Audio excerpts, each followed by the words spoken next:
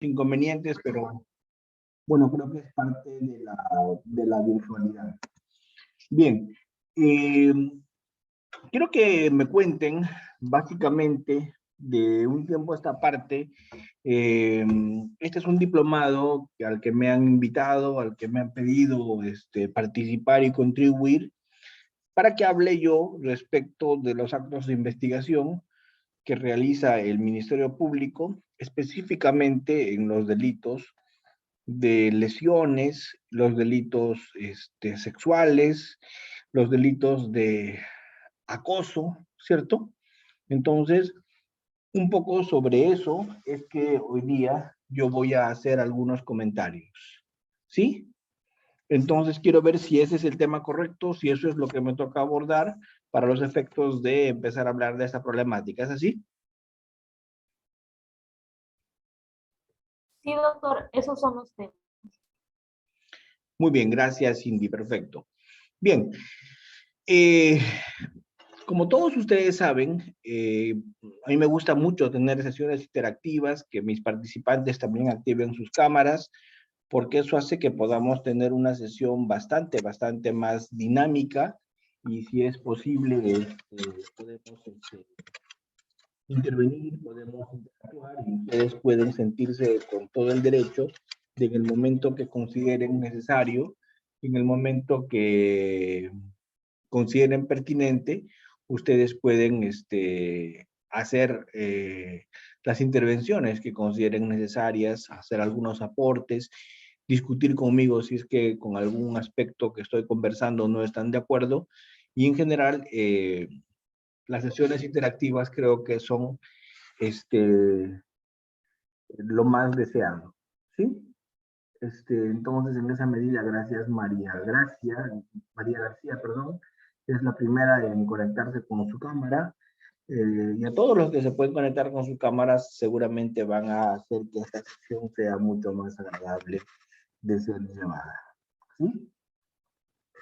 Muy bien, dicho esto, ya podemos, creo, entrar en cuento, ya podemos empezar con lo que yo quería decirles el día de hoy. Jessica Medina también ya está con nosotros.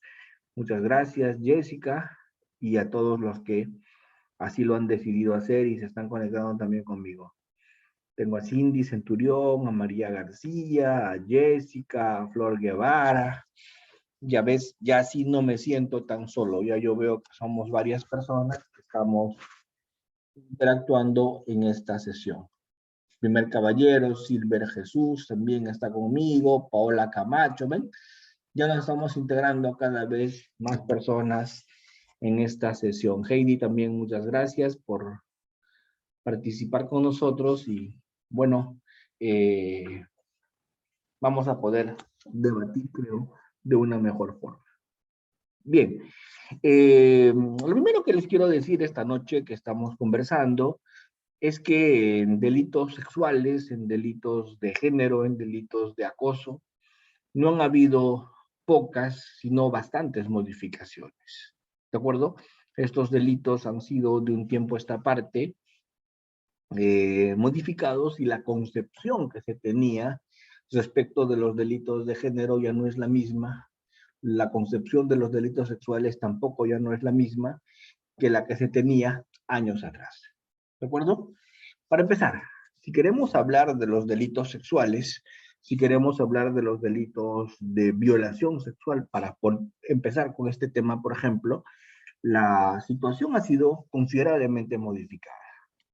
Recordarán ustedes que cuando se inició la represión de los delitos sexuales, la redacción del código decía que únicamente podía ser el autor del delito un hombre y en agravio de una mujer, ¿cierto? En delitos sexuales se hablaba de la agresión de un hombre a una mujer, ¿sí? Y además se decía que esto podía ser siempre fuera del matrimonio, con lo cual no podía haber violación dentro del matrimonio. Asimismo, se decía que para violentar la libertad sexual había que tener, ¿cierto?, como medios comisivos la violencia y la amenaza, ¿no? Y y todavía en anteriores oportunidades se hablaba de honor sexual. Entonces, miren qué legislación tan extraña, qué legislación tan curiosa, por decirlo de alguna manera. En primer lugar, solamente sancionaba la violación fuera del matrimonio. Solamente sancionaba la violación de un hombre a una mujer. Solamente los medios comisivos podían ser la violencia y la amenaza. Y como si todo esto fuera poco, se entendía que el bien jurídico protegido era además el honor sexual. ¿De acuerdo?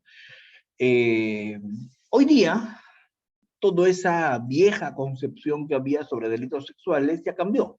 Hoy día se entiende que en estos delitos el bien jurídico protegido ya no es solamente el honor sexual, porque puede incluso una persona que no tiene honor sexual ser pasible de estos delitos, una prostituta, un señor que se dedica al meretricio, un travesti, etcétera, podría ser materia de violación sexual, con lo cual hoy día no se habla de honor sexual, hoy día se habla de libertad sexual. Entonces, ¿cuál es el bien jurídico protegido en este tipo de delitos hoy día? En el artículo 170, modificado del Código Penal, el bien jurídico protegido es la libertad sexual. ¿Y qué es la libertad sexual? La libertad sexual es el libre desarrollo de la decisión de una persona respecto de si decide o no tener relaciones sexuales y sobre todo si decide tenerlas, con quién decide hacerlo, cuándo decide hacerlo. Eso es libertad sexual. Si quiere puede mantenerse en celibato, si quiere puede tener varias parejas sexuales, si quiere puede ser monógamo, etc. Si quiere puede relacionarse con personas de su mismo sexo. Eso es libertad sexual. ¿De acuerdo? Violentar eso es lo que se protege en los delitos de violación sexual. Entonces, primero ya no se habla de honor sexual, se habla de libertad sexual. Dos, ya no se habla de hombre a mujer, se habla de persona a persona. O sea, una mujer podría violar a un hombre podría violar a otro hombre, una mujer podría violar a otra mujer. ¿Cierto? Ya no se habla hoy día de fuera o dentro del matrimonio. Hemos visto hace poco un caso de una persona condenada por haber violado a su pareja dentro del matrimonio. Un cantante conocido de cumbia fue sancionado por haber violentado sexualmente a su mujer dentro del matrimonio, ¿cierto? Ustedes saben a quién me estoy refiriendo, ¿verdad? Y también los elementos comisivos de estos delitos no solamente ya son la violencia y la amenaza. Hoy día es la violencia física, es la violencia psicológica, es la amenaza y lo más importante, hoy día un elemento para vencer la libertad sexual adicional que está en el Código Penal en el artículo 170 modificado, ¿cierto? Es el aprovechamiento de un entorno, ¿cierto?, que le impida a la víctima dar su libre consentimiento. Por ejemplo, si un padrastro abusa sexualmente de su hijastra en un ambiente de violencia familiar, en un ambiente donde este señor es bastante violento con los miembros de la familia, ¿cierto? Ese entorno de coacción hace que la persona no pueda dar un libre consentimiento y así diga un sí, se va a entender que ha sido por ese prevalimiento, por esa situación del entorno de coacción del que se ha aprovechado el agresor. ¿Ven? Entonces ya no solamente los elementos del delito de violación sexual, los medios comisivos son la violencia, sino también la violencia psicológica y la violencia física, sino también la amenaza y el aprovechamiento de entornos de coacción que le obliguen o que a la víctima le afecten para que pueda dar su libre consentimiento. Entonces, como se habrán dado cuenta, ya son varias modificaciones en esto. ¿Y por qué es importante en una investigación tener claro el tipo penal que voy a investigar? Es muy importante que en una investigación tengamos claro el tipo penal que se va a investigar por una razón. Y la razón es que a partir de la descripción típica, a partir de la construcción de los delitos, es que hacemos actos de investigación. ¿Qué actos de investigación hacen en la fiscalía los fiscales? los actos que tienen como propósito descartar o acreditar elementos de un delito. ¿De acuerdo? Entonces, cuando un fiscal investiga violación sexual, cuando un fiscal investiga lesiones, cuando un fiscal investiga acoso, cuando un fiscal investiga feminicidio, ¿qué tiene que realizar? Actos de investigación que le permitan al fiscal demostrar y establecer la concurrencia de los elementos de estos delitos. Entonces, si un fiscal no sabe los elementos de los delitos, ¿cómo es que va a realizar actos de investigación que permitan acreditar o descartar esos elementos? ¿De acuerdo? Entonces, una anécdota para mí muy curiosa es que en algún momento hubo una iniciativa legislativa en el Congreso de parte de una congresista llamada Mercedes Cabanillas en el gobierno del APRA. Iniciativa que pretendía que el Código Procesal Penal se modifique. Y a partir de esa modificación al Código Procesal Penal, se pretendía que la investigación del delito la dirija la policía. Ese proyecto en ese tiempo con Mercedes Cabanillas no pasó y posteriormente, hace un par de años, este tema fue retomado por el entonces congresista que es militar, el general del ejército, que ustedes recordarán, Urresti, ¿cierto? El congresista Urresti volvió a retomar esto y empezó a hacer un proyecto de ley, empezó a presentarlo en el Congreso y empezó a hacer una campaña para que la Policía Nacional dirija la investigación. ¿Y cuál era el argumento del congresista Urresti? El argumento del congresista Urresti era el mismo que el de Mercedes Cabanillas. Los fiscales no saben investigar, ¿cierto? Los fiscales no saben investigar, por lo tanto la policía tiene que asumir la investigación. Obviamente con esa posición del congresista Urtechi y de la congresista Mercedes Cabanillas, yo discrepo frontalmente, porque yo sí considero que hay que saber diferenciar en que una cosa es pesquisar y otra cosa muy distinta es investigar. ¿De acuerdo? Un policía puede haber estudiado, si es de la PIP, si ha estudiado en la Escuela de la Policía de Investigaciones en Aramburú 4 años para ser investigador, tal vez sepa pesquisar. Los policías posteriores seguramente ya no tienen ese nivel de especialización, ni siquiera en pesquisar, porque ya han salido policías generales, ¿cierto? Han salido policías para todas las especialidades. Pero un policía puede saber pesquisar, pero saber pesquisar no te garantiza saber investigar, porque una cosa es pesquisar y otra cosa muy distinta es investigar. Para investigar, ¿qué se necesita? ¿Qué es lo fundamental que se necesita para investigar? Pregunto a todos, pregunta abierta para todos. ¿Qué se necesita para investigar? ¿Quién quiere opinar? Rompemos el hielo. Conocimiento del Código Penal. Muy bien, Nicolás. ¿Y por qué conocimiento del Código Penal? Porque esa razón de la distinción de los hechos que uno puede realizar actos de investigación para determinar pues, los elementos de convicción que nos van a llevar a tipificar la conducta de manera correcta. Exacto, exacto, tal cual. Cuando un fiscal investiga, todos los actos de investigación que realiza, no los realiza por realizar. No emplea la técnica del mono con metralleta. No se le buscar a ver qué se encuentra. No tira al azar diciendo Dios proveerá. No investiga con plantilla, ¿cierto? Cuando un fiscal investiga, el fiscal sabe qué está buscando. El fiscal sabe cuáles son los elementos del delito de violación, por ejemplo. Pregunto, si el fiscal sabe que el bien jurídico protegido es la libertad sexual, no va a buscar actos de investigación que permitan acreditar honor sexual. ¿Qué le importa al fiscal que el supuesto agraviado de la violación tenga a alguien con honor o sin honor sexual? ¿Cierto? Yo pregunto, ¿qué le importa al fiscal que la persona agraviada por la violación sexual tenga o no honor sexual? No le interesa, ¿cierto? ¿Por qué? Porque el Código Penal no exige eso, ¿cierto? ¿De acuerdo? Si el fiscal sabe que los medios comisivos son violencia física y violencia psicológica, obviamente ese fiscal podrá pedir apoyo a un experto para que me diga si ha habido violencia psicológica. ¿De acuerdo? Si el fiscal sabe que un medio comisivo de la violación es el aprovechamiento de un entorno de coacción que le impide a la víctima dar su libre consentimiento, el fiscal hará actos de investigación que busquen evaluar la existencia o no de ese entorno de coacción. ¿Se entiende?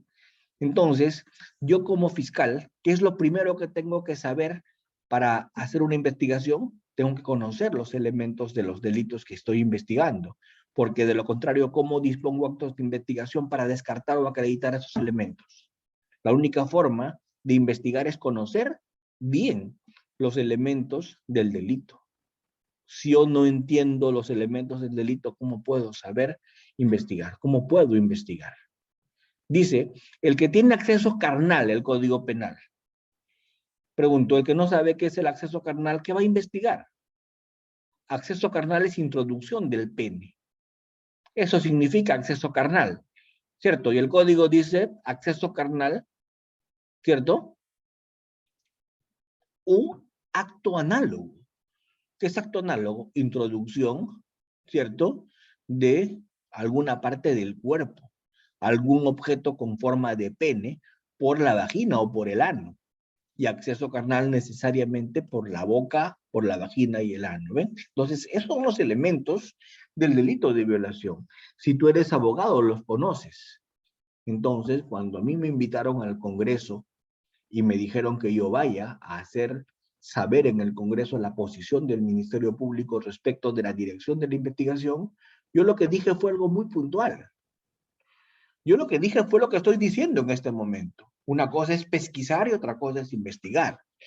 El pesquisa entra a una escena del crimen y sabuesea, ¿cierto?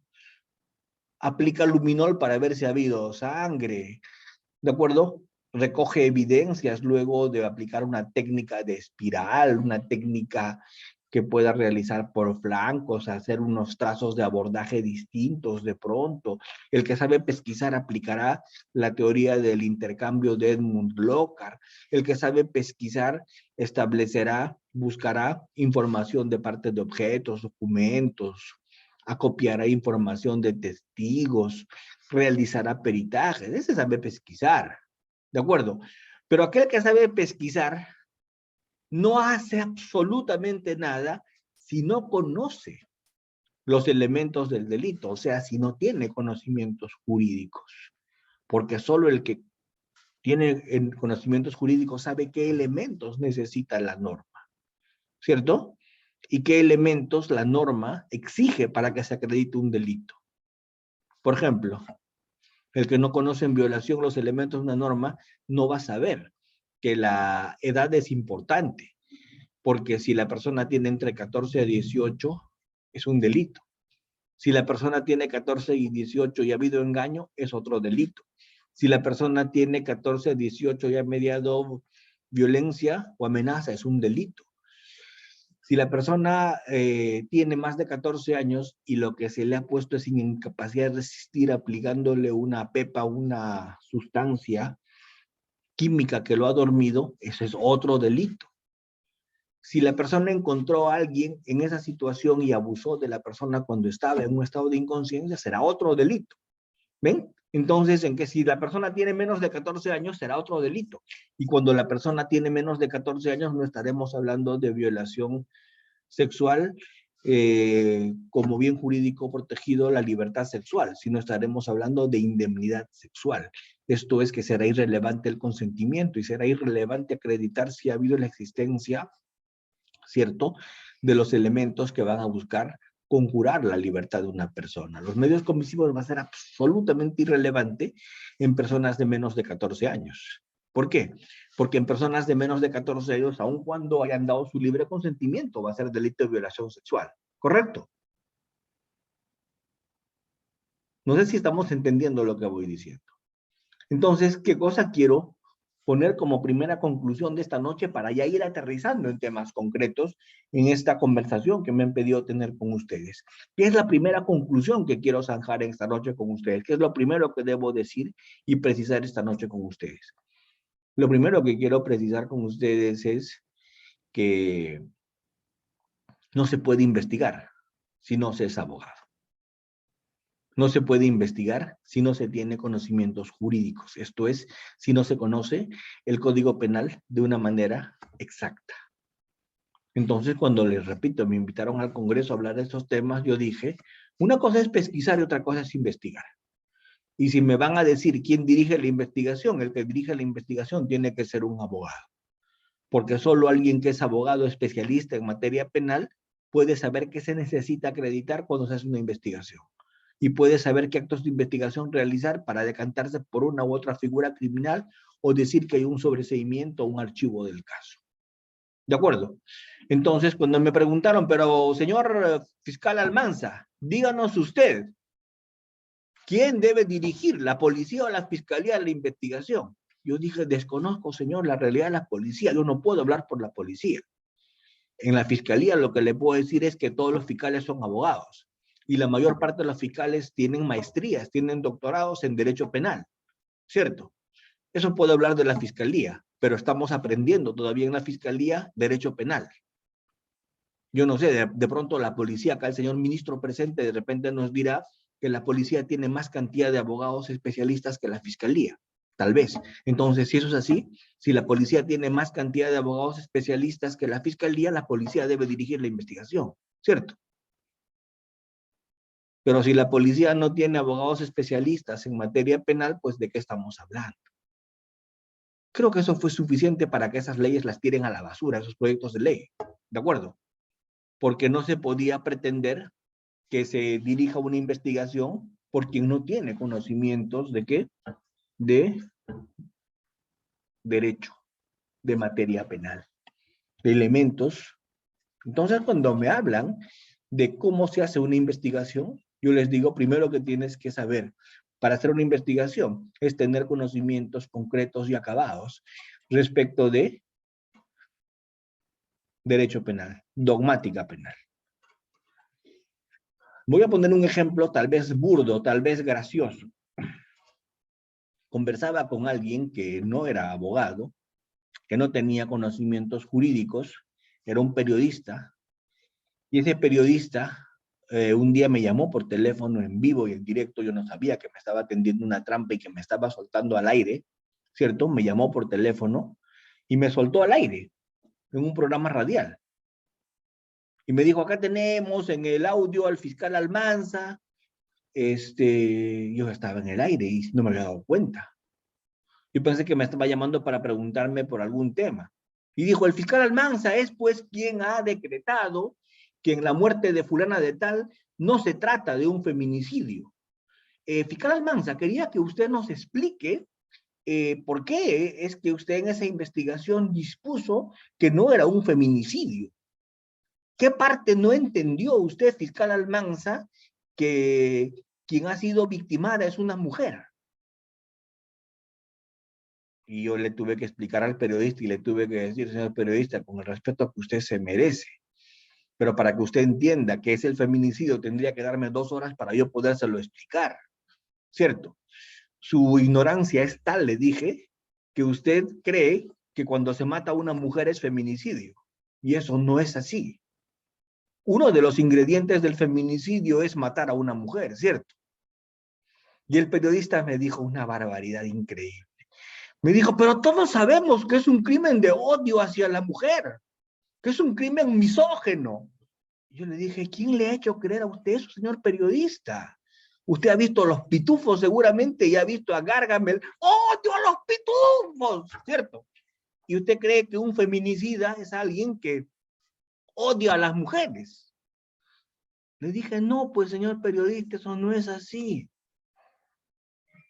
Los feminicidas no odian a las mujeres, las aman a veces. El ingrediente del feminicidio es otro, le dije. No es el odio a la mujer. El ingrediente del feminicidio es el estereotipo de género. Y el estereotipo de género es la construcción mental falsa que se cree verdadera que tienen algunas personas respecto a la superioridad entre varones y mujeres. Respecto a que para un hombre están permitidas ciertas cosas y para una mujer no. Entonces se da un crimen de feminicidio cuando hay ese estereotipo de género. Yo la mato porque me ha discutido las decisiones en el hogar. Yo soy el jefe del hogar y ella no lo entendió. Yo la mato porque me ha sido infiel. ¿Cómo se le ocurre serme infiel? Acá el único que puede ser infiel soy yo. ¿Me entienden? Entonces, eso es feminicidio. Un crimen basado en estereotipos de género, en creencias de superioridad de un sexo frente al otro. Eso no tiene nada que ver con un odio misógino, señor, le dije. Ni que se ha muerto una mujer.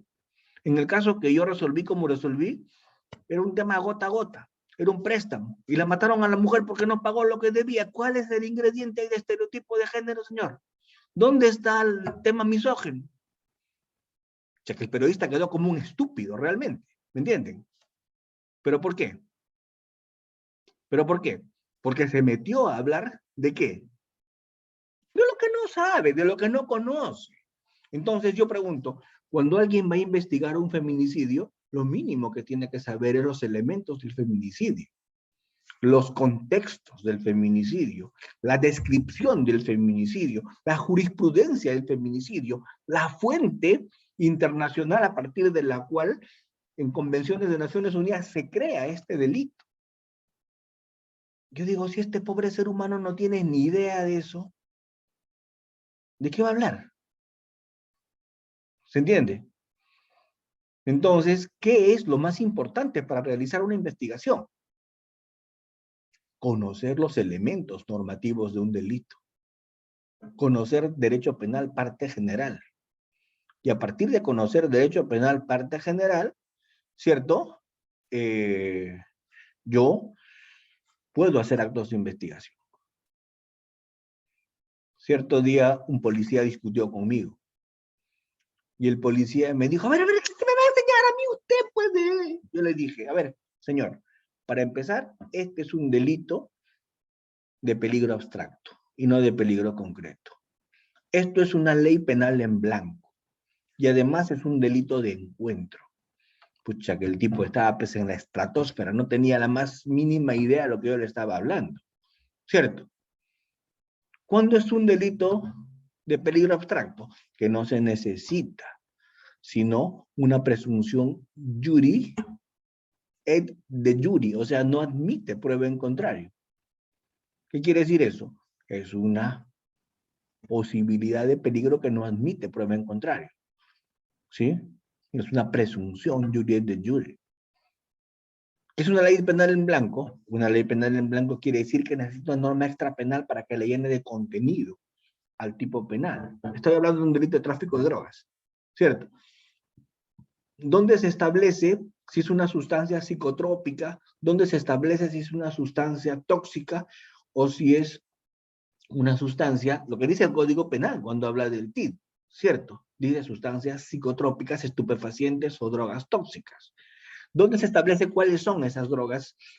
¿Dónde se establece cuáles son esas sustancias psicotrópicas, ¿cierto? Esas metanfetaminas, esas listas de sustancias prohibidas en una norma extrapenal. Por lo tanto, es una ley penal en blanco de reenvío, es un delito de peligro abstracto, ¿cierto?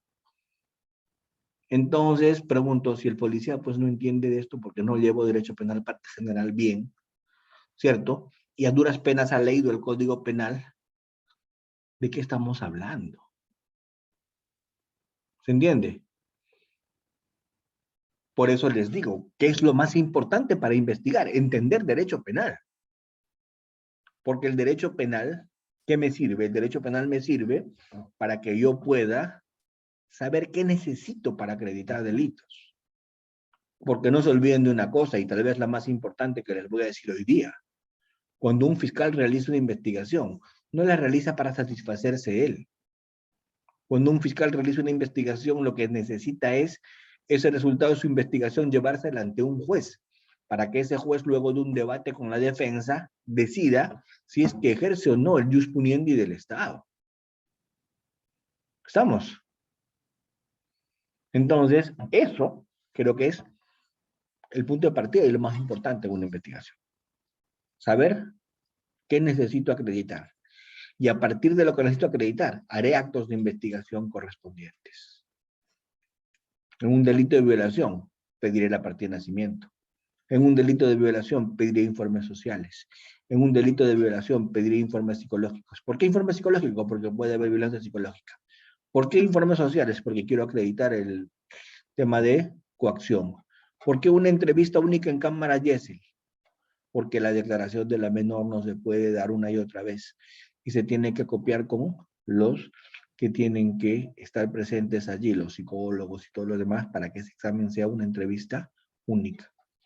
Doctor, pero esa entrevista única es prueba anticipada o prueba preconstituida, depende, ¿cierto? ¿Ven? Entonces, todo eso, ¿quién lo sabe? Un abogado. Un abogado sabe cómo tiene que tomar esa declaración. Pero ¿qué pasa si es abogado? Va a saber eso, porque sabe los acuerdos plenarios, porque sabe las sentencias de la Corte Suprema sobre este tema, sabe que en violación sexual cómo se valora la declaración de la persona, sabe qué significa la ausencia de incriminabilidad subjetiva, la persistencia de la incriminación, la corroboración con otro tipo de elementos. Entonces, pregunto, si yo soy abogado, sé eso, pues, entonces, ¿qué voy a buscar cuando tengo una declaración de una mujer o de una persona agraviada de violación? Voy a buscar ausencia de integridad subjetiva, que no exista ningún aspecto que pueda hacer dudar de eso por una animadversión personal, por ejemplo. ¿Qué más voy a buscar? Voy a buscar que no exista, seguramente,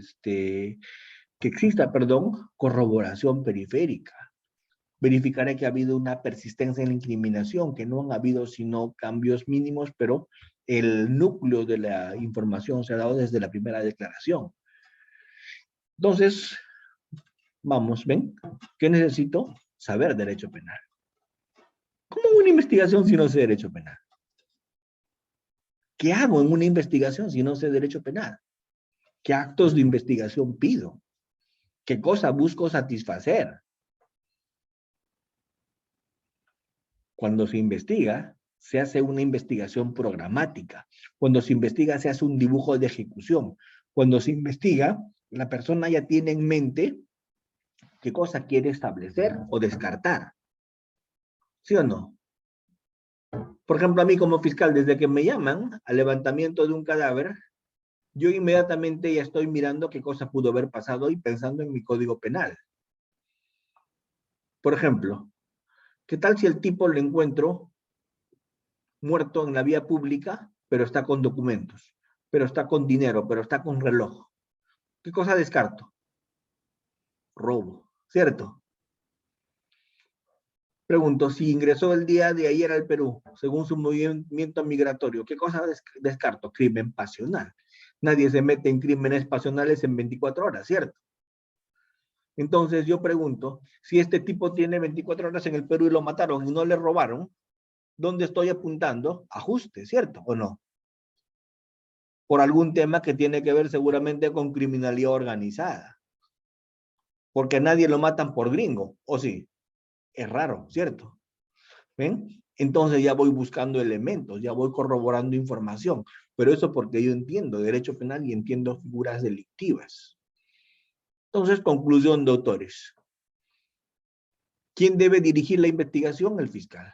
¿Por qué? Porque el fiscal es abogado. Y como abogado sabe qué actos de investigación realizar para acreditar o descartar qué cosa. El fiscal no puede trabajar solo, tiene que trabajar con pesquisas. ¿Y quiénes son pesquisas? Los de medicina legal de la fiscalía también, pero también pesquisas son los policías. ¿Qué quiere decir eso? La policía tiene que trabajar de la mano con la fiscalía, pero bajo la dirección del fiscal. ¿Estamos? Bajo la dirección del fiscal. El fiscal es el pensante jurídicamente hablando. El fiscal es el que sabe qué es lo que se tiene que acreditar. Y solamente el que sabe lo que se tiene que acreditar conduce la investigación. ¿Qué es conducir la investigación? Como dice la Constitución, ¿qué es conducir? Conducir es timonear, pues el que conduce timón a la derecha, a la izquierda, para adelante, para atrás, freno, paro, retrocedo, eso es conducir. ¿Cierto? ¿O no? ¿Cierto? Conducir. El fiscal conduce una investigación y cuando conduce una investigación realiza todo ese tipo de actos de investigación. Vamos, en delito de lesiones, el fiscal sabe lo que es una equimosis, el fiscal sabe lo que es una escoriación, lo que es un hematoma, sabe lo que son coloraciones, sabe cuántos días tiene la lesión si está roja, cuántos días tiene la lesión si está verde, si está morada.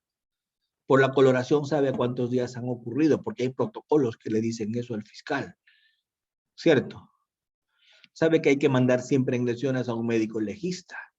Sabe que las lesiones también pueden ser psicológicas. Sabe cómo son las lesiones graves, medianas, leves, ¿cierto? Sabe cómo son en violencia familiar.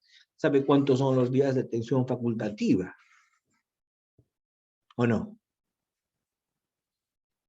Y en el delito de acoso, por ejemplo, el fiscal sabe que una cosa es el piropo y otra cosa es el acoso, ¿sí o no? Como decía mi abuela, el feo acosa, el guapo enamora, ¿de acuerdo? Pero ¿cuál es el ingrediente del acoso? ¿Cuál es? Eso lo sabe un abogado. Sabe que tiene que haber reiteración y sabe que tiene que haber rechazo y sabe que a pesar del rechazo la persona tiene que insistir. Pero ¿cuál es la diferencia entre el acosador y el insistente? ¿Cierto? El que hace, ¿ven? Entonces, todo eso tiene que saber alguien que es abogado. Entonces, no se olviden de una cosa. Y creo que esto lo puedo poner como punto de partida. No se puede investigar si no se maneja, si no se conoce exactamente dogmática penal. Es muy importante. ¿Sí? ¿Hasta acá se entiende? ¿Preguntas? ¿Sí? Muy bien. Otra cosa que es importante y que es fundamental, además de saber dogmática penal, es no confiar en la memoria. ¿Qué significa no confiar en la memoria? Significa que a veces te pueden pasar algunas diligencias que son de cajón en lesiones, en acoso, en violación, en este tipo de delitos. Entonces siempre es bueno que los que están escuchando y son fiscales, son asistentes en función fiscal o trabajan en fiscalía, ¿cierto? Siempre es bueno que trabajen con protocolos de investigación. Existen protocolos conjuntos de investigación hechos por el Ministerio de Justicia, por la policía, por la fiscalía. Entonces siempre es importante guiarse en esos protocolos, porque esos protocolos en alguna medida ya me van diciendo cuáles son las diligencias indispensables por delito. ¿De acuerdo? Entonces en esa medida, si tengo un protocolo, seguramente me va a ser mucho más fácil hacer una investigación, ¿no creen? Porque un protocolo ya va a ser una hoja de ruta que me va a decir más o menos por dónde voy a ir, ¿cierto? Si no tengo un protocolo, por lo menos me consigo pues una plantilla. ¿Qué quiere decir eso? Las diligencias mínimas en cada tipo de delitos, ¿verdad? Pero eso no es lo base. Lo base es que yo soy abogado y yo sé que se necesita, pero por lo menos para que mi memoria no me falle, lo elemental. Por ejemplo, en una muerte tiene que haber una necropsia o no. ¿Cierto? A ver, yo pregunto a alguien que es fiscal e investiga muertes. Ese fiscal, ¿qué es lo primero que tiene que saber? Cómo hacer una necropsia. Y tiene que haber estado en una necropsia. ¿O me equivoco?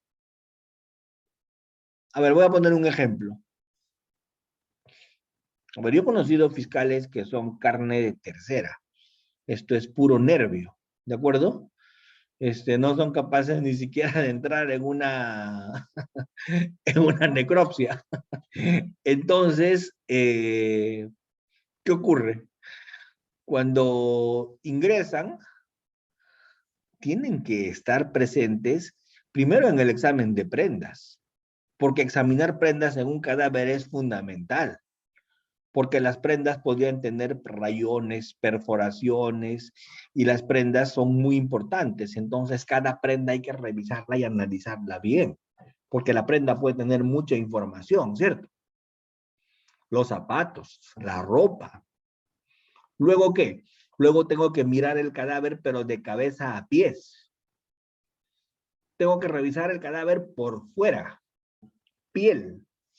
Tengo que revisar en el cadáver uñas, porque si se ha defendido, en las uñas, ¿qué cosa puede haber? ¿Restos de piel o no? Imagínate que arañó. ¿Ves? Tengo que revisar uñas. Tengo que revisar cuero cabelludo. A veces el cabello tapa y hay algo que por fuera no se nota. Tengo que hacer palpación. y tengo que mirar, y cuando me he tomado mi tiempo revisando el cadáver por fuera, recién vamos a cortar cavidades, ¿o no? Recién vamos a cortar cavidades. A mí me ha tocado en necropsias, cuando se malograba la sierra o no estaba el necropsiador y la médico, la forense era mujer, ayudarle a serruchar, ¿cierto? Definitivamente son experiencias que este, han sido seguramente no tan agradables, ¿verdad? Pero a veces toca, ¿o no? Ya te vas acostumbrando. Bueno, esos primeros días a veces no podía ni dormir, pero después de haberse luchado cadáveres, ¿cierto? Así es, como dice Flor, toca no comer 2 días, pero te vas acostumbrando, ¿cierto? Te vas acostumbrando y vas entrando en la onda. Y vas entrando en la onda hasta que empiezas a hacer una investigación. Entonces, sabes, por ejemplo, al doctor, yo le decía, doctor, pero este es un tema en el que podría haber habido violación, podría haber embarazo. Y el doctor me decía, no te preocupes, hijo, a ver, vamos a ver. A ver, vamos a sacar el útero. Y sacaba y me lo ponía al costado y me decía, a ver, ¿qué puedes ver en ese útero? Y yo revisaba y me decía, mira, ves, acá no veo ningún signo de embarazo, ¿cierto? Acá no ha habido ningún curetaje, acá no veo ningún desprendimiento y esto que el otro. Así que no, embarazo no ha habido. ¿Me entiendes? Y le pregunto, ¿y cómo vas a saber si no ha habido embarazo si no sacas el útero del cadáver? ¿De acuerdo? Entonces, tenías que realizar ese tipo de actos de investigación, porque el cadáver te dice mucho. Es de los testigos el más confiable que hay, no miente, ¿verdad?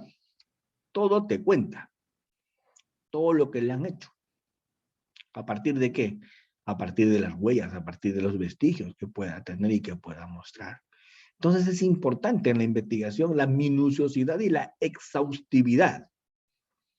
La pregunta más graciosa que me hacen los jueces en los controles de plazos, perdónenme porque es día del juez, perdónenme la ironía, pero la pregunta más graciosa es, fiscal, ¿cuántos días cree que le va a hacer falta para su investigación? O sea, yo siempre lo miro al juez y digo, ¿cómo se nota que no sabes nada? ¿Cierto? Yo pregunto, en una investigación yo puedo hacer cálculos de cuánto tiempo me va a tomar. Eso es imposible. ¿Por qué? Porque cuando yo hago una investigación y tomo una declaración, de esa declaración salen 5 diligencias más. Cuando viene el resultado de la otra diligencia, de ahí salen 5, 10 más, ¿o no? Una investigación es como una flor. A medida que voy entrando se va abriendo y se va abriendo y no sé en qué voy a terminar, ¿o no? Entonces, la pregunta más ridícula de un juez es ¿cuánto tiempo crees que te va a durar? No le digo aproximadamente 9 meses. Puede ser plazo máximo, eso quiero, señor. ¿Cierto? ¿Me entienden? Eso quiero. En prisión preventiva. ¿Me entienden? ¿Por qué? Porque necesito ese plazo. Si termino antes, bien. Si termino antes, bien. Pero en una investigación siempre tienes que empezar con lo programático. Siempre tienes que empezar con un dibujo de ejecución básico. Siempre tienes que empezar con las diligencias que de protocolo surgen, de protocolo más o menos sabes que vas a tener. Con eso vas a empezar. Pero a medida que vas empezando y a medida que vas haciendo diligencias, de cada diligencia salen otras y de las otras salen otras y otras y otras y al final no sabes con qué te vas a encontrar. ¿Verdad? Una investigación puede empezar con concusión y puede terminar con lavado de activos. Porque a medida que vas buscando no sabes con quién te puedes estar encontrando o no. Y no sabes con qué. ¿Se acuerdan la investigación Cuellos Blancos del Callao? ¿Se acuerdan? Se empezó investigando Cuellos Blancos. ¿Se sabía que se iba a chuponear a presidentes de la corte? No. Se empezó investigando un tema muy puntual, pero a medida que vas investigando y vas viendo, no sabes con qué te vas a ir encontrando o no. ¿Cierto? Entonces, eso es una investigación en términos reales. Como vas avanzando, te vas encontrando. Y como vas encontrando, vas tomando decisiones. Pero todo de una manera coordinada. Un consejo que siempre yo le doy a mis colegas fiscales que tienen menos tiempo que yo en la fiscalía. No hagas todas las investigaciones en tu despacho. Usa a la policía. Trabaja con la policía. Trabaja con la policía de una manera concertada. Porque ¿cuál es el peor de los errores? a veces que cometemos los fiscales. Tener prejuicios. Yo no trabajo con la policía porque es así, así. Todas las investigaciones las hago en mi despacho. Y yo te digo, ¿vas a poder? No lo vas a poder hacer, te vas a terminar arruinando porque no vas a hacer los actos de investigación que tienes que hacer. Aprende a trabajar con la policía. Haz un diseño, dibuja la investigación, haz que te vayan avanzando y te vayan amandando, te vayan haciendo alcances progresivos como van avanzando. Anda y vaya supervisando cómo va investigando la policía. Y así vas trabajando. Pero si todo lo trabajas en tu despacho, pues obviamente no vas a llegar a ningún puerto. ¿De acuerdo? Segundo, cuando haces una investigación, usa pues todo lo que el código te da. En el nuevo módulo procesal penal existen muchísimas medidas que el código permite hacer. Claro, atendiendo a la gravedad de los delitos, sin duda, pero permite hacer mucho de medidas limitativas con fines de investigación. Nuestro módulo procesal penal permite hacer levantamiento de secreto de comunicaciones. Nuestro módulo procesal penal permite hacer levantamientos bancarios, ¿cierto? Allanamientos. A ver, lo voy a abreviar. Lo voy a abreviar porque no tengo mucho tiempo. Lo voy a abreviar. Lo voy a decir rapidito y facilito. ¿Sí? Lo voy a decir rapidito y facilito. ¿Sabes qué es lo único que el código no permite hacer a un fiscal en una investigación? ¿Sabes qué es lo único que el fiscal no puede hacer? ¿Quién me lo dice? Lo único que el fiscal no puede hacer, ¿qué cosa es? Todo lo demás lo puede hacer con orden judicial, pero lo único que no puede hacer, ¿qué es? No, la policía puede tener, eso se puede hacer, se puede tener, la policía puede tener en flagrancia. Pero el fiscal, ¿qué cosas no puede hacer como acto de investigación? El único que no lo puede hacer como acto de investigación. ¿Cuál es el único que el fiscal no puede hacer? ¿Quién me lo dice? Le regalo un libro al que me lo dice.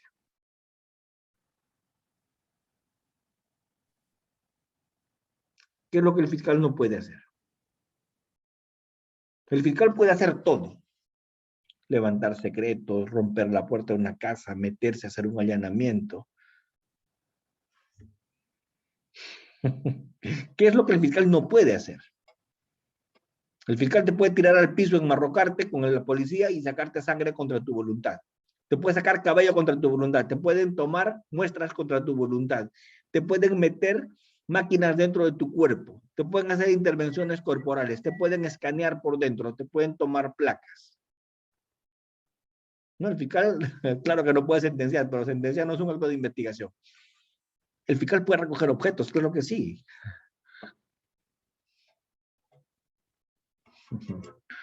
Cierto fiscal, en una declaración, ¿saben lo que hizo?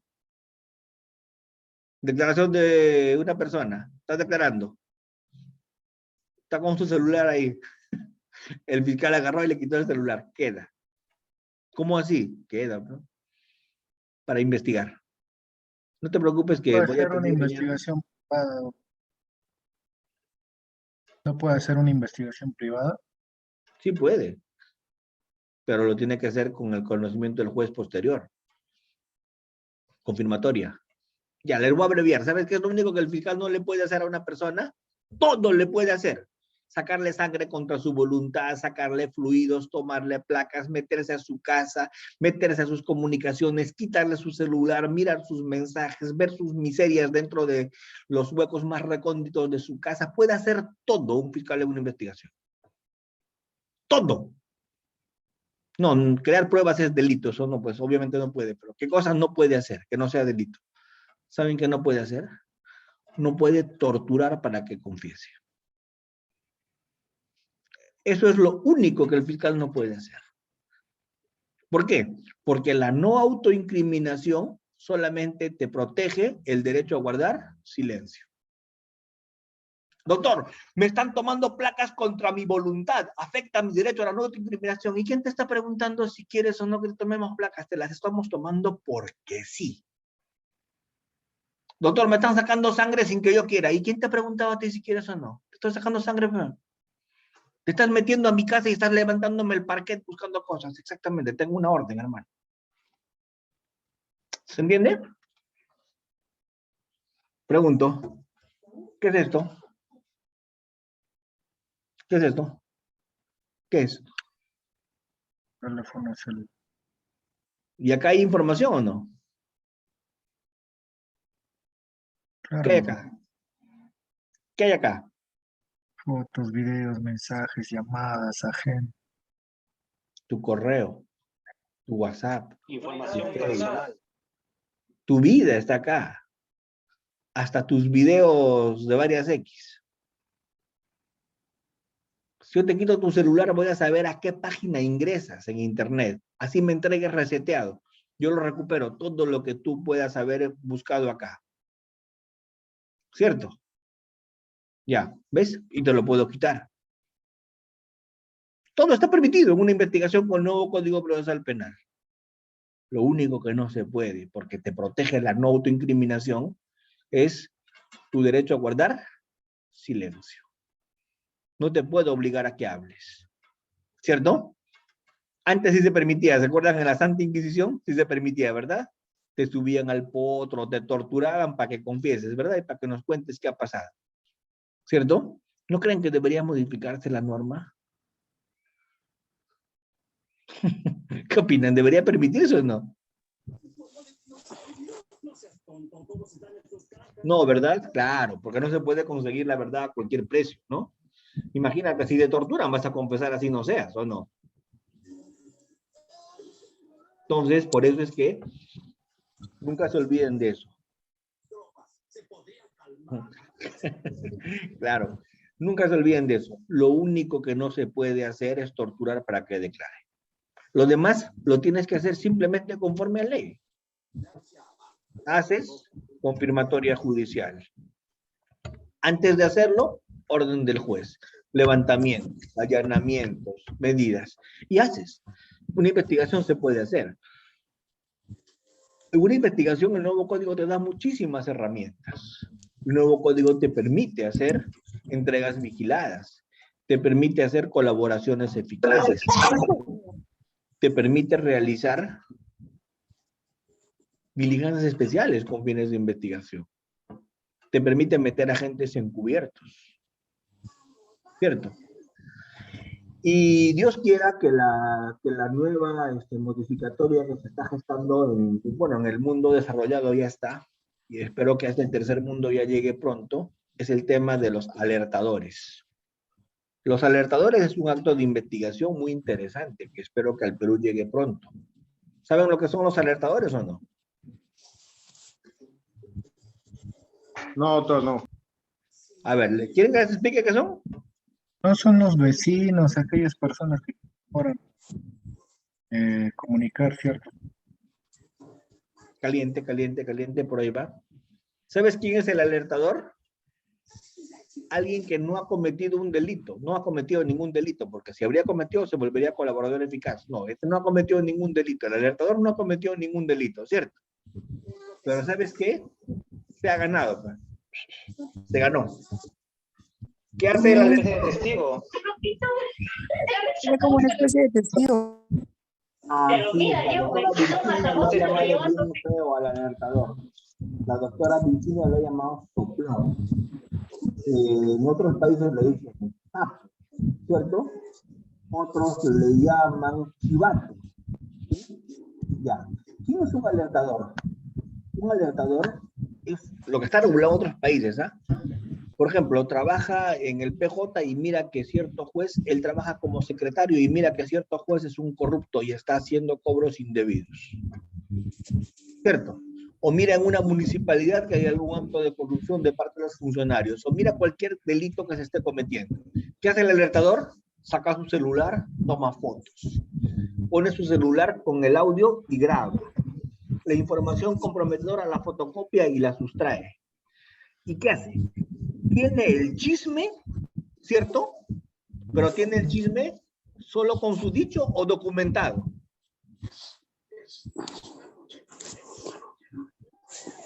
Tiene el chisme documentado. Pero ¿cuál es la ventaja del alertador? Cuando tiene el chisme o la noticia criminal con pruebas, tiene la noticia criminal con pruebas, ¿sabes qué hace? Señor fiscal, sí, tengo un datazo para usted. Yo sé cómo trabajan en esta fiscalía, yo sé cómo trabajan en este juzgado, en esta municipalidad en tal. Y acá está, tengo pruebas. ¿Qué hace el fiscal? Lo abraza y le dice, bienvenido hijo, gracias por esa información, no te preocupes. Todo lo que has sustraído, tienes una causa de justificación. Todo lo que has fotografiado sin orden, tienes causa de justificación. Todo lo que te has metido, tienes causa de justificación. ¿De acuerdo? Todo tienes causa de justificación. No te preocupes. Y tu información que me estás dando vale la pena, ¿cierto? Pasa por caja, hermano. De $5,000 para arriba de indemnización. ¿Se entiende? Mínimo $5,000. O sea, el caso más hueso. Yo pregunto, el alertador que tiene confidencialidad, nadie se va a enterar que dio la información. ¿Cierto?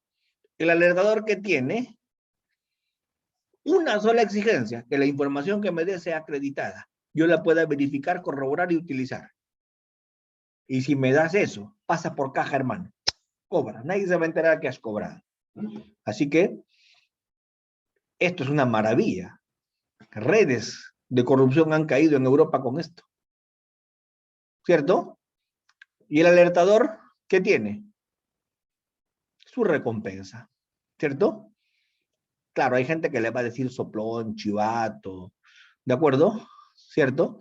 Pero ¿qué va a tener el alertador? Un incentivo. ¿Cierto? Y créanme, el alertador se va a ir con la conciencia tranquila o no. Ese alertador va a poder morir en paz un día. ¿Saben por qué?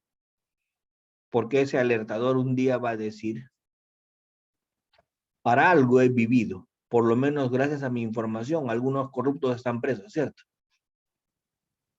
O sea, he servido para algo. Claro, eso es más efectivo que instalar cámaras. Pero les cuento un secreto, trajimos ese proyecto de ley al Perú. ¿Qué creen que pasó? ¿Creen que les interesó o que no les interesó?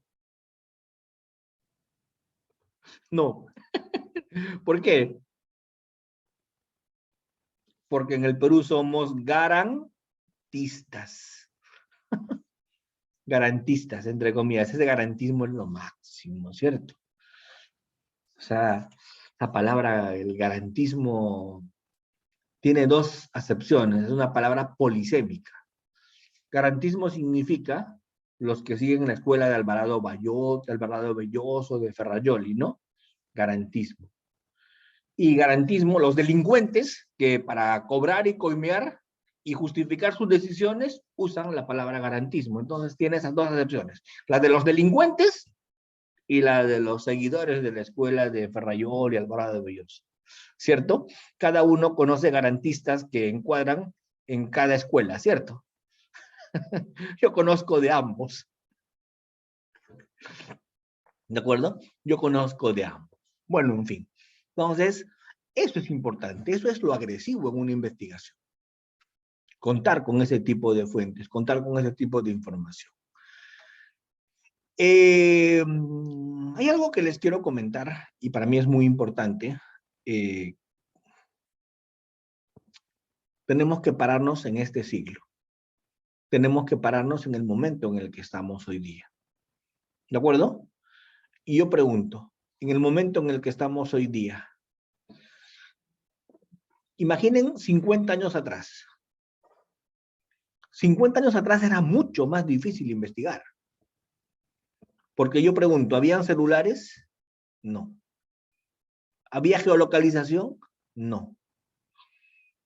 ¿Habían cámaras en todos los teléfonos? No. ¿Todo lo que tú haces quedaba rastreado? No. A ver, yo quisiera que hoy día salgas del Perú, te reto a que salgas del Perú sin tarjeta de crédito.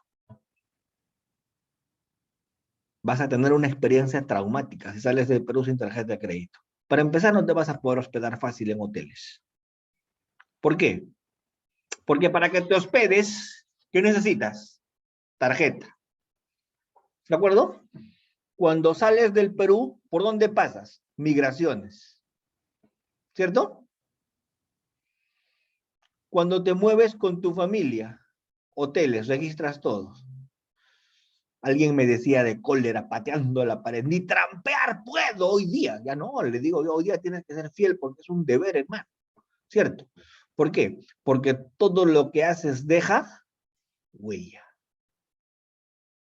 ¿Qué es lo que es el problema hoy día? No hay buena investigación, pero todo lo que haces deja huella.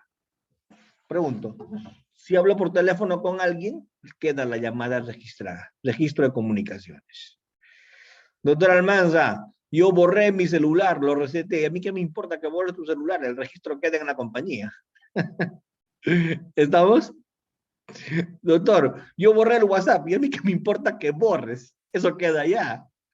¿Cierto? El Facebook, las centrales, todo queda registrado. Pregunto, ¿ustedes conocen algún lugar en Lima donde no haya cámaras? ¿Conocen alguna tienda donde no haya cámaras? ¿Alguna playa de estacionamiento donde no haya cámaras? ¿Verdad? Entonces, imagínense esa tecnología. Cámaras por todo lado. Celulares. Todo rastreado. Todo geolocalizado. Todo chequeado. Todo con tarjeta. Todo informatizado. Por ejemplo, si hoy día negara yo que tuve esta conferencia con ustedes, ¿está el IP de mi cámara o no? ¿Está el IP de mi laptop? ¿De dónde me contacté? ¿Cuánto tiempo estuve con ustedes? ¿Cierto? Entonces, eso les quiero comentar. Porque para mí esto es muy importante. Que hoy día entiendan que investigar no necesita a veces moverte a tu escritorio. Yo sé que acá me están viendo varios chicos que trabajan en la fiscalía. Varios asistentes en función fiscal. Y a todos ellos les voy a dar un consejo que tal vez les sirva. Tal vez les sirva. ¿De acuerdo? Tal vez les sirva. Tal vez les sirva. A ver, yo pregunto. Yo tengo a mi asistente en función fiscal y le digo, Ocholo, un favor, vente un toque. Anota. Frank Robert Almanza Altamirano. ¿Escribiste? Sí. Ya mira, quiero que me perfiles a ese individuo. Quiero que ese individuo me lo traigas perfilado. Ya mira, después del almuerzo, tómate media horita. Ya. Y me lo traes, perfilado. ¿Qué hace mi asistente? Viene y me trae así un file así. Con la vida, obra y milagros de Frank Almanza. A quién le debe, cuántos hijos tiene, dónde estudian sus hijos, cómo es su casa, dónde está, de qué colonia usa su suegra, todo sabe. ¿Cierto? La pregunta es, ¿cómo lo logró en media hora? ¿Y cómo me lo trajo? En media hora. ¿Cómo me perfiló una persona así? ¿Cómo lo hizo? Internet. Se sentó en una computadora y no levantó nada. Usó información abierta y me lo perfiló. ¿Por qué? Porque se sabe mover en redes. Porque se sabe mover en Internet. Porque conoce cómo buscar información abierta. Porque lo he capacitado en eso al muchacho, ¿cierto? Pero no. Tengo de los otros asistentes que tienen 10 cursos de litigación. Y yo le digo, papá, ¿litigas, hermano? ¿Ocho, no litigas? ¿Qué haces estudiando 10 cursos de litigación? Métete a navegación en redes. ¿Qué es lo que estás haciendo ahorita? Yo no voy a investigar. Mañana cuando seas fiscal te metes a tu primer curso de litigación. ¿O no? Hoy día capacítate en lo que haces. Y yo pregunto, nunca me olvido, hace 9 años cuando fui a Estados Unidos. Había ido yo varias veces ya, pero hace 9 años cuando fui, recibí el peor baldazo de agua fría en mi vida. Por alguna razón a nuestra cola le hicieron un control mayor a los que le hacían a los demás. Y a mí me preguntaron cómo era mi dominio del inglés. Y yo le dije, so, mazo. Me preguntaron cómo era mi dominio en computación, cómo me manejaba en informática, qué programas conocía. Y le dije, Sonso. Ok. ¿Y saben cómo me sellaron mi ingreso ahí? Analfabet. Analfabeto. Yo les dije, soy doctor en Derecho. Analfabeto, señor. ¿Cierto? ¿Por qué? Porque hoy día es eso lo que tú eres si es que no te manejas bien en idiomas y en redes. Ni en informática. Un analfabeto. Hoy día no basta que sepas leer, ¿cierto?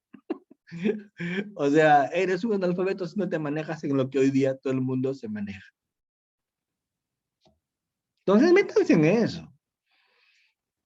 Hoy día la delincuencia es el arrebato únicamente, o la delincuencia más fuerte es la de la ciberdelincuencia. ¿Cómo se cometen más delitos hoy día? ¿Cómo se cometen las extorsiones hoy día? Internet, Oh, teléfono. pero, ¿cómo te vacían tus cuentas? ¿Cómo te clonan tus tarjetas? ¿Cómo te hacen eso? ¿Cómo te fastidian hoy día más? ¿Ves? Entonces, ¿qué te tienes que meter hoy día? A la tecnología. Porque estamos en este ciclo. No te puedes quedar atrasado.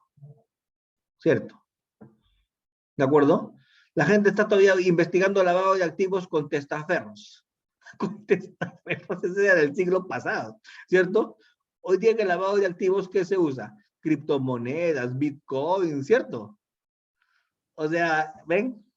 Todo se va modernizando, todo va cambiando.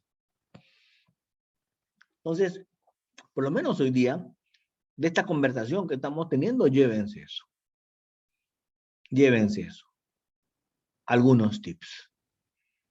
¿De acuerdo? Sobre qué tenemos que buscar, qué tenemos que capacitarnos, qué tenemos que tener, en qué tenemos que meternos. ¿Sí? Y a partir de ahí seguramente vamos a tener nuestro mejor capital de conocimientos.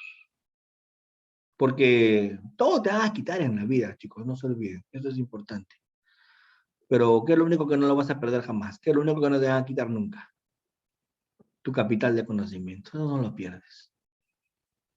La plata puede ir y venir. Los cargos, dinero, pero tu capital de conocimientos, eso no lo vas a perder jamás. Porque eso es tuyo. Y eso cuesta, ¿sí o no? Y eso cuesta adquirir. Muy bien. No puedo dejar de compartir con ustedes algunas presentaciones respecto de los delitos que me han pedido en específico. ¿Se puede ver? Coméntame, por favor.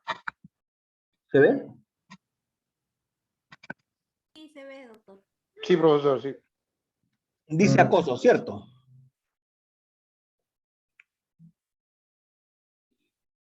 ¿Sí? Sí, doc. Muy bien, es delitos que seguramente se han dado a partir de algunas presiones o algunas pero lo importante acá es que tenemos que entender sobre estos temas que se ha venido a dar a partir de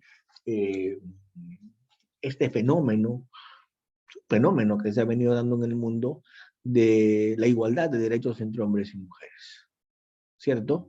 El tema de que todo esté equiparado. Miren, Código Civil del 84. La mujer y el hombre tienen iguales derechos. Hoy día no existe ninguna posibilidad de que a un hombre se le dé más derechos en ningún aspecto que a la mujer. Las mujeres van a ser ya generales de la policía, van a dirigir fuerzas armadas, iguales derechos que los hombres, ¿cierto? En todo.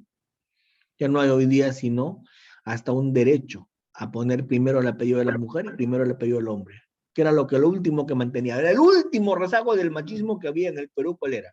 El último rezago era que el apellido del hombre iba primero, ¿sí o no? Hoy día hasta eso se ha modificado. La mujer puede poner primero su apellido sin ningún problema. ¿De acuerdo? Entonces, ¿ven? Ya no existe ni siquiera eso.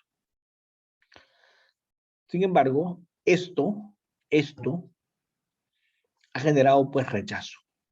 Porque una cosa es que los cambios normativos operen y otra cosa es que algunas mentes retrógradas, que algunas mentes machistas, que algunas mentes no quieran aceptarlo. Y eso genera todo este tipo de delitos de género. Esto genera la violencia, esto genera los feminicidios, esto generan las muertes, ¿cierto? Estas cifras son realmente penosas, las que estamos mirando, las que les estoy proyectando. Son cifras, pues, que realmente hoy día obligan a adelantar la barrera punitiva. Entonces, ¿qué significa reprimir actos como el acoso? Adelantar la barrera punitiva. Hacer que llegue antes el derecho penal que se cometa una violación. Hacer que el derecho penal llegue antes a que se cometa otro tipo de delito más grave. O sea, ya el solo hecho de acosar, ya lo estamos reprimiendo. ¿Se entiende? Esto es una suerte de delito de peligro abstracto. Adelantamiento de barrera punitiva. ¿De acuerdo? Es como el marcaje, es como el reglaje para evitar un robo. Es como el tráfico de influencias para evitar una corrupción. Es como el financiamiento de partidos políticos para evitar corrupción. ¿De acuerdo? Por eso es que estos delitos son delitos que se han venido dando con ese propósito. Modificar con esa finalidad. ¿De acuerdo? Para dar un paso antes, un paso adelante. ¿De acuerdo? Un paso adelante. Lo que yo quiero que miremos, en todo caso, en este momento, es una presentación que más bien me interesa a partir de verbos rectores, ¿cierto? ¿Qué cosa es importante? Que no tiene que haber consentimiento, porque si hay consentimiento, pues no hay acoso. Si hay reciprocidad, no hay acoso. Si no hay rechazo, no hay acoso, ¿cierto? ¿Cuáles son los verbos que tenemos que hablar? Vigilar, perseguir, hostigar, asediar a una persona, ¿cierto? Dentro de un patrón sistemático que a esta persona le afecte, le perturbe, no le sea grato, no le sea agradable. Y siempre tiene que haber eso con alguna finalidad de un contacto o algún acto de connotación de ese tipo. La ley más importante que ha modificado todos estos delitos sexuales de los que hemos venido conversando, que han creado gran cantidad de agravantes, que incluso ha puesto en su regulación la posibilidad de regular delitos con otros elementos comisivos, lo que hemos estado conversando en la primera parte, hasta la ley 30.838. La ley 30.838 ha modificado de una manera muy interesante los delitos sexuales. Hasta el actio liberi in causa se ha positivizado. Esto es, si una persona cuando viola está en estado de ebriedad, el violador en estado de ebriedad es un agravante de la violación, ¿cierto? Es un agravante de estos delitos sexuales. Entonces, acá tenemos que entender lo que se afecta es igual a libertad. Porque si hay consentimiento no hay ningún problema, pero si no hay consentimiento, sí vamos a entrar en estos temas de acoso. ¿De acuerdo? Entonces, ¿qué tenemos que entender acá? Tenemos que entender que hay una situación que va a requerir siempre una protección del título de libertad. Quiero compartir más bien una diapositiva oficial, que es la que me interesa más. ¿La ven? ¿Se ve o todavía no? No, doctor, no se ve.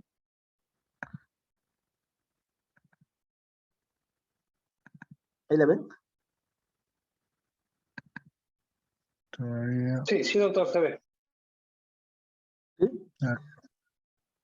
Sí, doctor, se ve. Ahora sí. Ahora sí. Perfecto. Entonces, esto que es el tema de la violencia de género es bastante recurrente, es bastante común en nuestro medio hoy día. ¿De acuerdo? Este hostigamiento sexual ha sido definido de muchas formas, pero que estoy poniendo es más grave. Dice conducta de naturaleza sexual y otros comportamientos de conducta sexual no deseados, rechazados por la persona contra la cual se dirige y que afectan su dignidad. ¿De acuerdo? Esta ley de prevención, que fue la primera que se dio en su momento, la 27.942, que decía que estos temas de hostigamiento sexual se daba en centros de trabajo, en instituciones educativas, en instituciones policiales o militares, ¿cierto? Porque se decía siempre que el acoso laboral era muy, muy frecuente, ¿de acuerdo? Y también en centros de estudio o de preparación, ¿de acuerdo? ¿Qué es lo importante para entender acá? Que el hostigador puede ser un varón, pero también el hostigador puede ser una mujer, ¿cierto? No es solamente un delito que puede cometer un hombre, sino es un delito que también lo puede cometer una mujer en perjuicio de un hombre. El hostigamiento sexual puede ser del hombre a la mujer o de la mujer al hombre. Claro, es mucho más frecuente el hostigamiento sexual de hombres a mujeres que de mujeres a hombres. Creo que la conducta es mucha más frecuente. Sin embargo, acá hay varios estereotipos, hay varias creencias falsas que se tienen, ¿cierto? ¿Y cuáles son esas creencias falsas? Una creencia falsa es que se cree que este es un problema muy poco frecuente, que no es un problema recurrente, que solo se da en ciertos centros de trabajo, y no es verdad, ¿cierto? Se cree que no se quiere ofender a la víctima, que son simplemente malentendidos por extrema sensibilidad. Ya les dije, si hay rechazo, si hay situación de afectación en la persona, eso tiene que verse desde otro punto de vista. Y una creencia que me parece lamentable, y qué pena que lo tengan que decir, pero lo voy a decir, hay personas que piensan que cuando alguien, la víctima, provoca, dicen, al hostigador, porque se presentó, porque tenía algún tipo de atuendo, porque tenía algún tipo de prenda de vestir, por lo tanto provocó, que se queja si anda con esa falda, ¿ven? Entonces, ese es un tema, todavía un rezago que no se puede permitir, ¿cierto? Lamentablemente, se dice que las miradas, que las palabras no tienen violación a estos derechos, que tiene que materializarse algún hecho, si no, no va. Y esto creo que hay que empezar a analizar con mucho más calma. Y que todo lo que es acoso es por venganza. También hay que revisarlo con mucha calma. ¿De acuerdo? Y hay otros que dicen que solo las mujeres atractivas pueden ser acosadas. La pregunta es, ¿atractivas para quién? ¿Quién decide quién es atractivo y quién no? ¿Cierto? ¿Quién decide eso?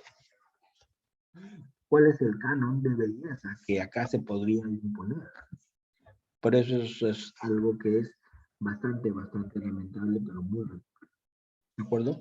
Estos temas de abusos de autoridad, estos lamentables hechos que tienen que ver en el ambiente laboral son los más comunes, son los más recurrentes. ¿De acuerdo? Hay unas manifestaciones del hostigamiento sexual que yo les quiero empezar a comentar. Los acercamientos corporales, estos roces, estos tocamientos que resultan ofensivas y no deseadas por la víctima, ¿no? La respuesta hostil a partir de no aceptación a estas conductas anteriores, ¿cierto? El tema de promesas de tratos preferentes a cambio de favores sexuales. Yo te haciendo, yo te permito esto, pero no. El tema de las amenazas, si es que no aceptan estos actos. El tema de insinuaciones, comentarios, subidos de tono, no gestos obscenos, exhibiciones que van a ser insoportables o van a ser humillantes para las víctimas. ¿De acuerdo? Resumiendo, ¿cuáles son los elementos del hostigamiento sexual? ¿Cierto? Por lo menos algunos de los elementos siguientes. ¿Cierto? Algunos de los elementos siguientes. Tiene que haber rechazo y tiene que haber un ambiente de intimidación y hostilidad. ¿De acuerdo? Y esto tiene que generar una afectación en una persona que necesariamente es a su dignidad. ¿Qué efectos genera este acoso? Depresión, ansiedad, falta de motivación, dificultad de aprendizaje, autoestima, ¿cierto? Pueden haber hasta decaimientos fisiológicos, pueden haber problemas sociales a partir de acá. Sin embargo, lo que se tiene que pedir en estos casos es medidas de protección, ¿cierto? Como en todos los temas de violencia. ¿De acuerdo? Esto va a generar también afectaciones institucionales importantes, tensiones, bajo rendimiento laboral, ¿cierto? Las entidades se pueden ver afectadas, ¿sí? Entonces, esto va a generar más de más de un efecto que se pueda dar. Muy bien. Entonces, concluyendo esta sesión, mis queridos colegas, lo que yo les puedo decir es que investigar no es tarea fácil. Si investigo, debo conocer los delitos. No investigo, debo conocer la parte jurídica. Si investigo, debo tener entrenamiento en actos de investigación. Si investigo, tengo que conocer la parte procesal. ¿Qué actos de investigación puedo solicitar? ¿Qué pasa si no entiendo el código procesal? Cómo hacer actos de investigación, cómo pedirlos, cómo confirmarlos, cómo realizarlos, qué se puede hacer y qué no. Si no entiendo la norma penal, la norma sustantiva, no entiendo la parte general, no me manejo tecnológicamente de una manera correcta, no tengo buena relación de liderazgo con la policía. ¿Ustedes creen que si tengo todas esas carencias, tengo alguna oportunidad de ser un buen investigador? Yo creo que no. Entonces, investigar es todo un paquete de conocimientos. Es todo un paquete de habilidades y de destrezas. ¿De acuerdo? Investigar no pasa por conocer criminalística. Únicamente. Investigar no pasa por ser pesquisa únicamente. El conocer criminalística, el conocer técnicas de recojo de información es importante, pero no es la esencia de la investigación. ¿De acuerdo? La esencia de la investigación es otra. Entonces, esas reflexiones me he permitido hoy día hacerles llegar a ustedes, comentarles a ustedes, y siempre cuando tengo minutos finales yo los dejo para que podamos realizar un pequeño coloquio, podamos realizar un intercambio, algunas opiniones de parte de ustedes, y el que habla también, de ser el caso, absolver alguna inquietud o alguna duda que ustedes tengan, antes de concluir la sesión de hoy día. ¿Comentarios, doctores?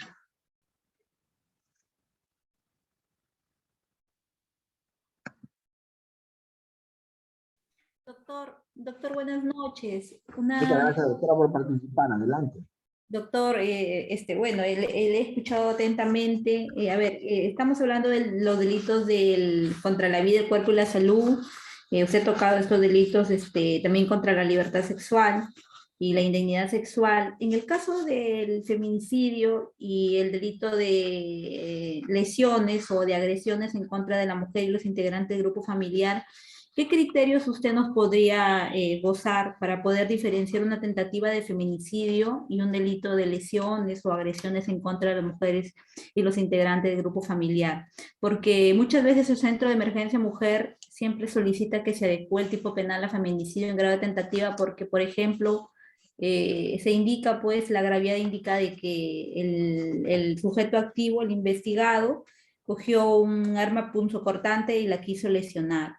Por último, a veces no tienen ni lesiones, solamente es la presunta supuesta amenaza que ha habido con un arma punzocortante, y en otras ocasiones tienen lesiones de 2 por 3.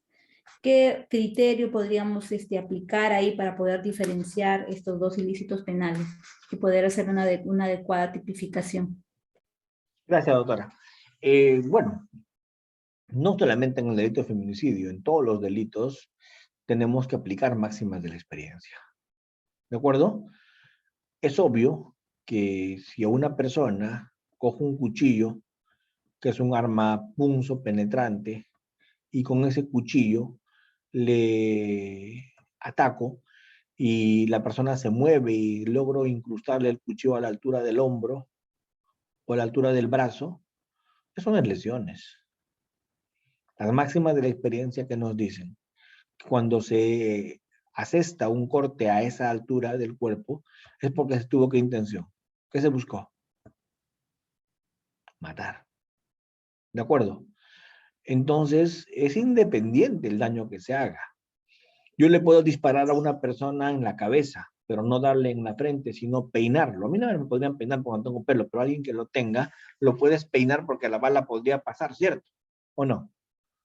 ¿Y eso qué será? ¿Afectación a su cabello o tentativa de feminicidio? Claro. O tentativa de feminicidio. Claro. Tentativa. Tentativa. ¿Por qué? Porque las máximas de la experiencia nos van a decir que esa conducta ha estado destinada a matar. Entonces, lo que va a diferenciar la tentativa de feminicidio de las lesiones es, ¿cierto?, las máximas de la experiencia respecto a lo que las personas normalmente cuando hacen esto buscan. ¿De acuerdo? Yo he tenido algunos casos de feminicidio que he visto, me ha tocado ver como fiscal. Uno de los casos fue el de este señor que intentó prender a su esposa, perdón, a su pareja con combustible, y el señor lavador de carros, cuidador de carros, intervino y evitó que la queme, ¿cierto? ¿Recuerdan? Tema de la victoria. Ese tema yo lo vi en prisión preventiva. Entonces, cuando yo vi ese tema, usé máximas de la experiencia. ¿Y qué dije? Cuando a una persona se le echa combustible en el cuerpo y se le busca qué prender, ¿qué se busca hacer? ¿Lesionar? Matar. Matarla, Pues, matarla. ¿ve? Entonces, ¿qué voy a utilizar yo? Máxima de la experiencia. ¿Cómo se establece si es feminicidio o si es lesiones? A partir de hechos concretos que yo demuestro y máxima de experiencia que le aplico a eso. ¿Cierto? Máxima de la experiencia son aproximaciones, son probabilidades sobre la base de lo normalmente aceptado. ¿De acuerdo? Es lo más probable, a menos que son la máxima de la experiencia, razonamientos, inferencias que se realizan respecto a lo más probable, a lo que normalmente las personas creen que es así. Esa es una máxima de la experiencia. Cuando una persona tiene el brazo vendado, ¿qué me dicen en la máxima de la experiencia? ¿Qué me dicen?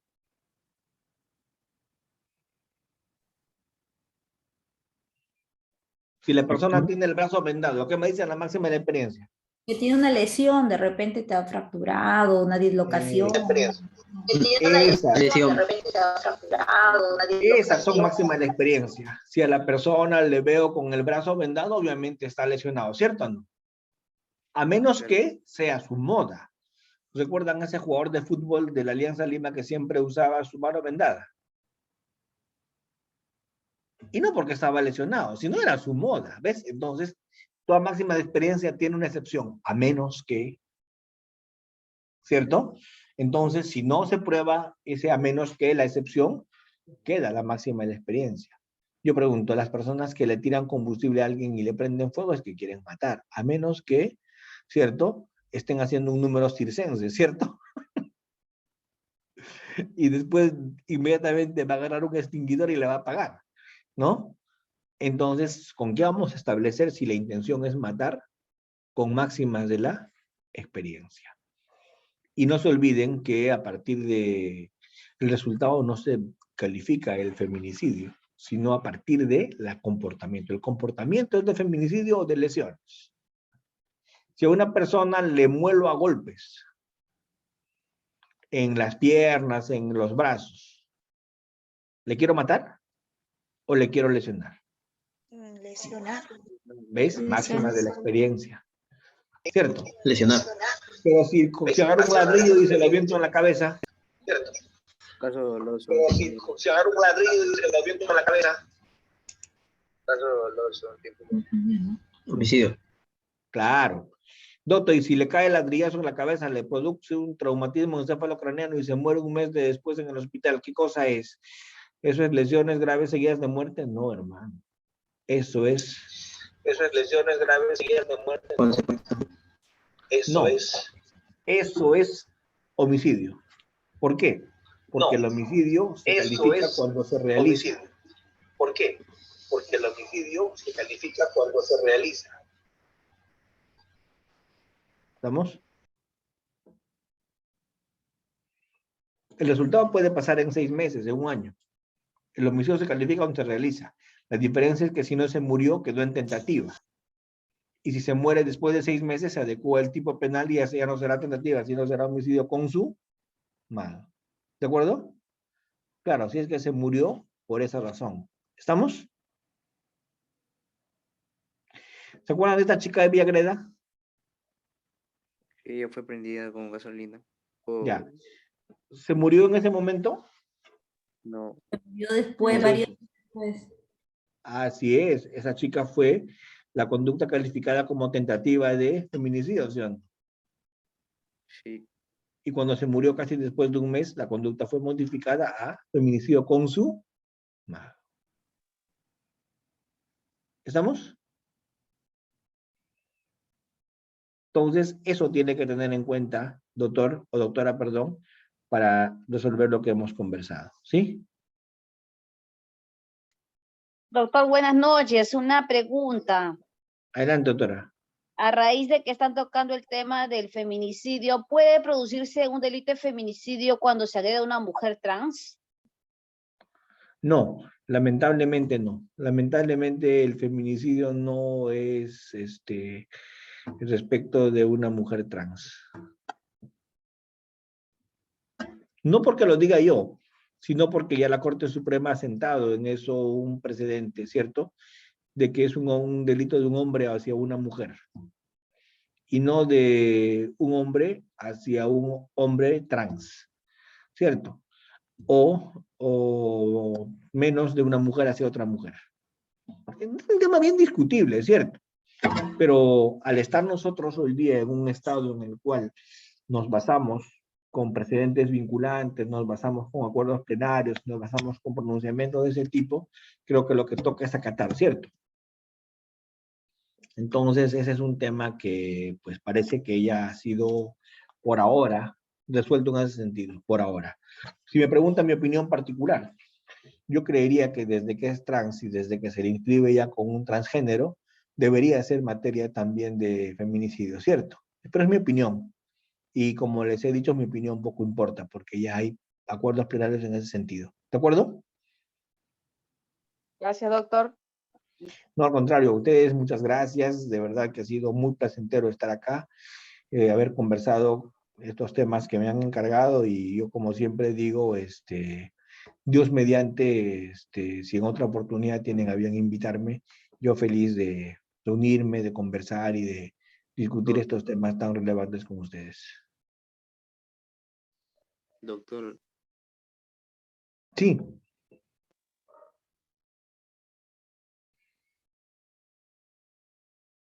Sí. Bueno, parece que se desanimaron de comentar algo y lo iban a hacer, bueno.